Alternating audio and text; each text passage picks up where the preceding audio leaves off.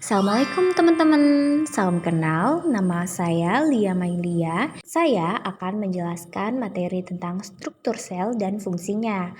Tugas ini dibuat untuk memenuhi salah satu tugas mata kuliah praktikum ilmu biomedik dasar yang diampu oleh Bapak Osep Yasir, Eskepners, MKep. Yuk teman-teman, simak video penjelasan tentang struktur sel dan fungsinya.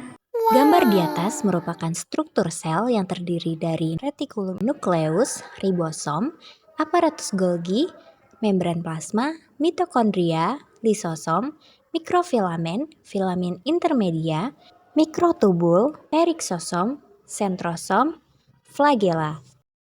Struktur sel beserta fungsinya. Pertama, ada retikulum endoplasma. Retikulum endoplasma memiliki selapis membran dan membran tersebut ada yang berhubungan dengan membran inti dan membran plasma sehingga dapat berperan sebagai penghubung antara bagian luar sel dengan bagian dalam sel. Ada dua jenis retikulum endoplasma yaitu retikulum endoplasma halus atau REH yang tidak didekati oleh ribosom dan retikulum endoplasma kasar atau REK yang didekati oleh ribosom. RE memiliki peran anabolik dan protektif.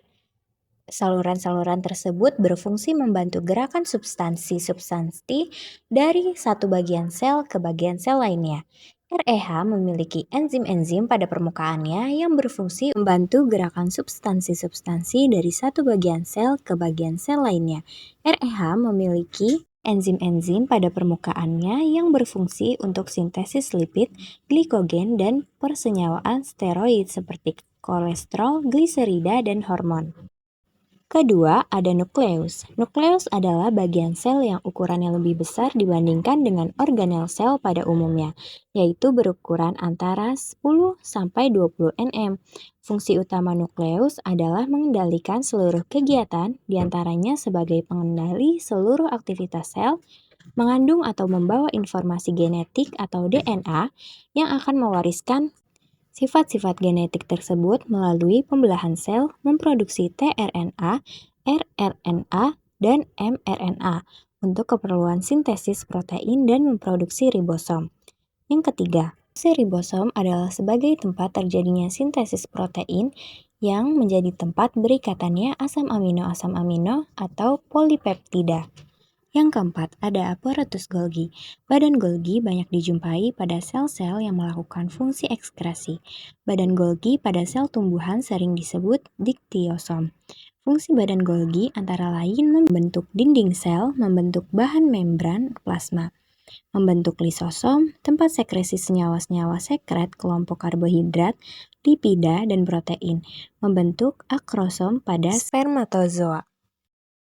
Ada membran plasma. Membran plasma memiliki bagian yang tersusun dari lemak atau lipid dan protein atau lipoprotein.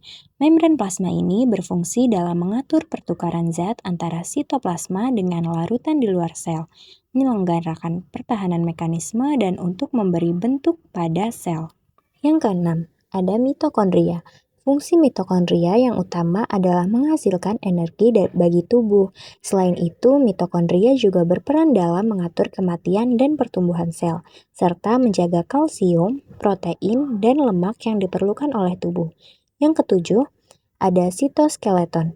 Sitoskeleton berperan utama dalam memelihara dan memperkokoh bentuk sel serta pergerakan organel dan komponen yang terdapat di dalam sel.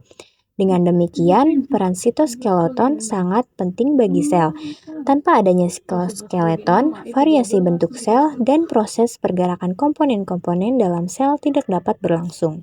Yang ketujuh, ada mikrotubulus, berbentuk silinder atau tabung panjang yang berongga.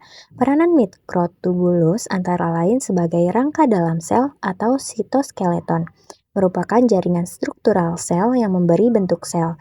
Selain itu, mikrotubulus membantu transportasi seluler, merupakan komponen utama yang membangun silia dan flagela. Mikrotubulus juga terlibat dalam pemisahan kromosom atau kromatid dalam pembelahan sel mitosis dan meiosis, membentuk benang-benang gelondong selama berlangsungnya pembelahan sel. Yang kesembilan, ada filamen intermedia. Filamen intermedia memiliki beberapa fungsi, diantaranya menjaga bentuk sel, menahan tegangan, melindungi sel dari kerusakan mekanis dan non-mekanis, memperbaiki posisi organel sel tertentu. 10.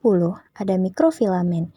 Mikrofilamen merupakan benang-benang halus yang tersusun dari protein aktin. Mikrofilamen dibentuk oleh polimerasi monomer protein aktin atau aktin globular dalam susunan heliks atau terpilin.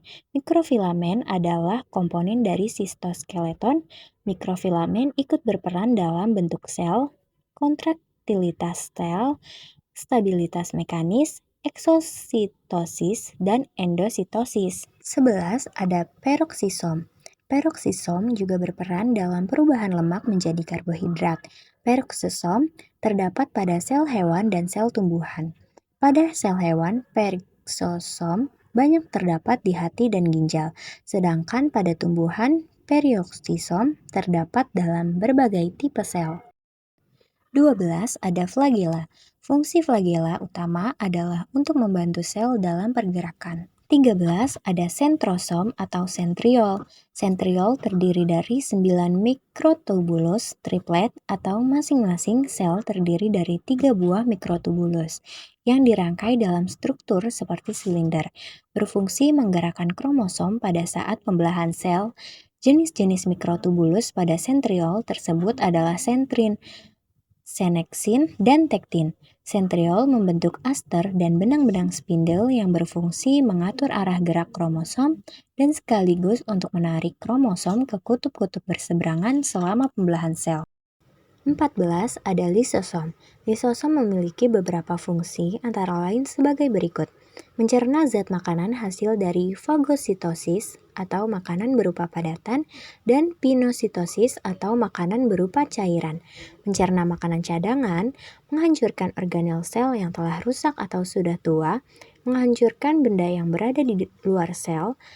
Contohnya, enzim yang dikeluarkan oleh sel sperma agar dapat menghancurkan dinding sel ovum ketika terjadinya fertilisasi. Menghancurkan zat asing, misalnya yang memiliki sifat karsinogen yang dapat menyebabkan kanker. Menghancurkan diri sel sendiri yakni dengan cara melepaskan semua enzim yang berada di dalam lisosom. Selesai sudah penjelasan tentang struktur sel beserta fungsinya. Semoga bermanfaat. Assalamualaikum warahmatullahi wabarakatuh.